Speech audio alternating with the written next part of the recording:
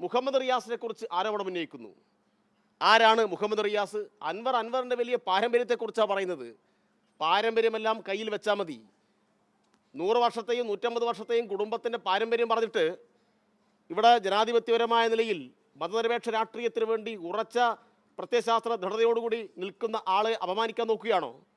മുഹമ്മദ് റിയാസ് വിദ്യാർത്ഥി കാലം മുതൽ, സ്കൂളിൽ പഠിക്കുന്ന കാലം മുതൽ വിദ്യാർത്ഥി രാഷ്ട്രീയത്തിൻ്റെ ഭാഗമായി SFIയുടെ യൂണിറ്റ് സെക്രട്ടറിയായി തുടങ്ങിയതാണ് അദ്ദേഹത്തിൻ്റെ വിദ്യാർത്ഥി ജീവിതം. അദ്ദേഹം ഇപ്പോൾ 2021 മുഖ്യമന്ത്രിയുടെ മകളുമായിട്ട് വിവാഹം നടന്നു, നമുക്കറിയാം. അത് 2021 അദ്ദേഹം ലോക്സഭയിൽ മത്സരിക്കുന്നത് ഏത് വർഷമാണെന്നറിയോ? 2009 ലോക്സഭയിൽ അദ്ദേഹം മത്സരിക്കുന്നത്. അതിനു മുന്നേയും കോഴിക്കോട് കോർപ്പറേഷനിൽ പാർട്ടി അദ്ദേഹത്തെ സ്ഥാനാർത്ഥിയാക്കിയിട്ടുണ്ട്. CPMൻ്റെ ബ്രാഞ്ച് സെക്രട്ടറിയായി പ്രവർത്തിച്ചിട്ടുണ്ട്.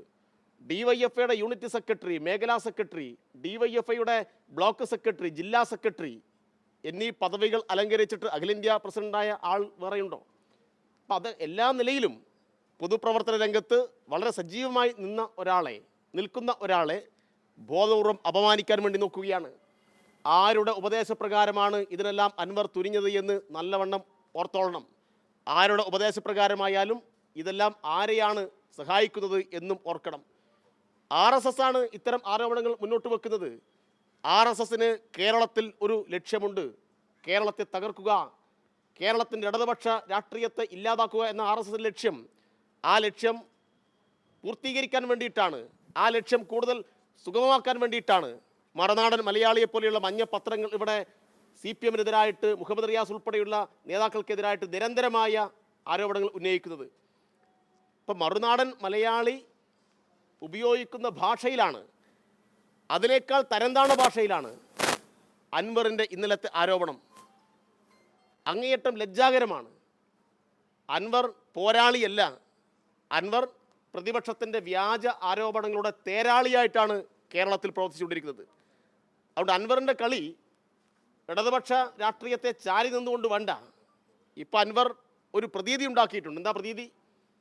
ഞാൻ ശരിയുടെ പക്ഷത്ത് നിന്നുകൊണ്ട് ഈ പോലീസ് സേനയിലെ പുഴുക്കുത്തുകൾക്കെല്ലാം എതിരായി പോരാടുന്നു.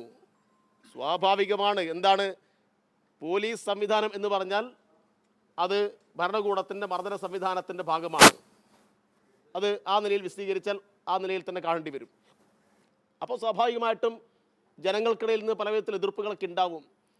ആ എതിർപ്പുകളെ മുൻനിർത്തി താൻ ഉന്നയിക്കുന്ന ഒരു തെറ്റായ കാര്യത്തിന് സാധൂകരണം കണ്ടെത്താനാണ് അദ്ദേഹം ശ്രമിക്കുന്നത്. അപ്പോൾ കുറേ ആളുകൾ പോലീസിനെതിരായിട്ട് അൻവർ പറയുന്നു, കുറച്ച് ലൈക്കും കമൻ്റൊക്കെ കൊടുത്തിട്ടുണ്ട്.